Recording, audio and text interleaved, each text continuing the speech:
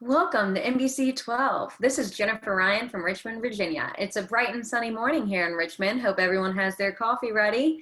Does anyone have any fun plans for July 4th? Everyone be safe, don't drink and drive. Tonight's top story is Baby Doe from Indiana. Baby Doe was an infant born on April 9th, 1982, in a small town called Bloomington, Indiana. Controversy surrounded the baby's birth and death throughout the states. Joining us now in the studio is Amanda Lyle. She's the mother of Baby Doe. Amanda, tell us how you're feeling so long after such a tragedy. You know what, Jen? Thanks for having me on here. After all these years, it really is just so painful. My husband and I had a baby in 1982 who was born with Down syndrome and also had an abnormal connection of the trachea and esophagus. We were over the moon excited, and the baby was absolutely beautiful. Unfortunately, the baby required immediate surgery to correct the defect, and of course, my husband and I were just so nervous about the surgery. However, there were so many different surgeons telling us so many different opinions. We were sent for a whirlwind. Amanda, I honestly cannot imagine having so many differing opinions on such a major choice in your life. I am so sorry you had to go through that. Today, we actually have two doctors who weighed in on your case. We will now speak to the OB who took part in your case. Hello, thank you for having me. I was one of the OB that took part in this case. After a lot of research and deliberation on my part, I recommended that the family not to pursue with this treatment. A child with both Down syndrome and tracheoesophageal fistula would have had just a 50% chance of surviving the surgical repair, and honestly, a bleak prospect if somehow the child survived. The treatment would have just lengthened the child's pain and suffering, so I felt that the baby should be made comfortable upon birth and the family to focus on the little time they had with the child. Thank you so much for joining us, and thank you so much for sharing your side of the story. The second doctor we will be speaking to today is Dr. Charles Everett Koop. Dr. Koop was serving as the Surgeon General of the United States during this time. We will now go to Dr. Koop. Thank you, Jen. I was outraged when I learned that the parents of this child refused to consent for this simple surgery.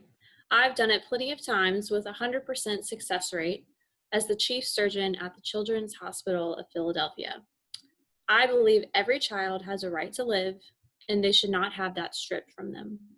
To discriminate based on a diagnosis of Down syndrome is absolutely sickening, so I started a campaign to prevent these types of decisions from being made again in the future.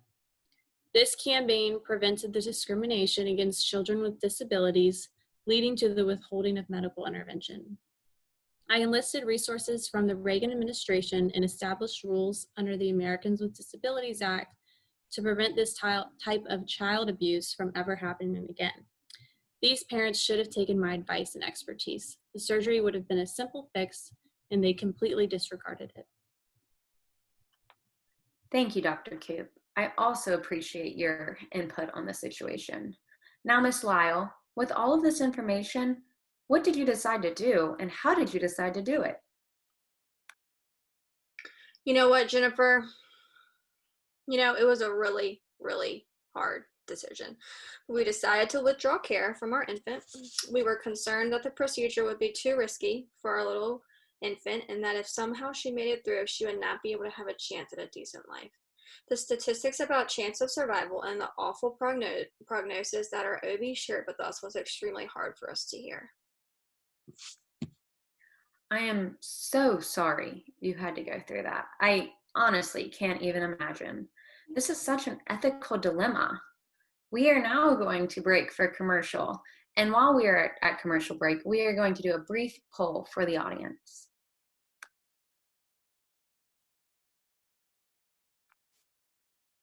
Welcome back. We're going to go ahead and get right back on into the case of Baby Doe. We have the judge who actually sat in on the case to speak about the case once it went to trial. Thanks for having me here, Jen. This case was very difficult for all involved. It was brought to the courts because both sides had conflicting views on what they regarded as the right thing to do for this baby and the family. The family, under the guidance of their obstetrician, did not want to get the surgery. This decision would ultimately lead to baby's death. Dr. Koop, the U.S. Surgeon General, wanted the baby to have the surgery and even had people lined up who would adopt them to prevent their death.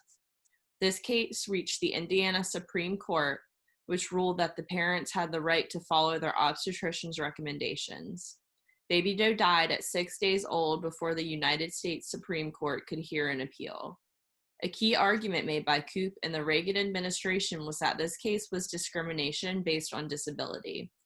They stated that if the baby had not been born with Down syndrome, they would have been treated and the surgery would have been performed. Thank you, Judge, for sharing what you went through throughout the case. During the case, the baby was actually appointed a guardian ad litem. This is someone who can represent the minor throughout the case. We are lucky enough to have the guardian with us. I became Baby Doe's guardian ad litem so that I could represent the minor without being partial to either side. I appealed the decision of the probate court to the Indiana court system and then to the United States Supreme Court. Sadly, Baby Doe died while her case was being appealed. With the sad outcome, however, the media drew attention to this case and also the attention of different disability rights groups and right to life groups to attempt to change the laws.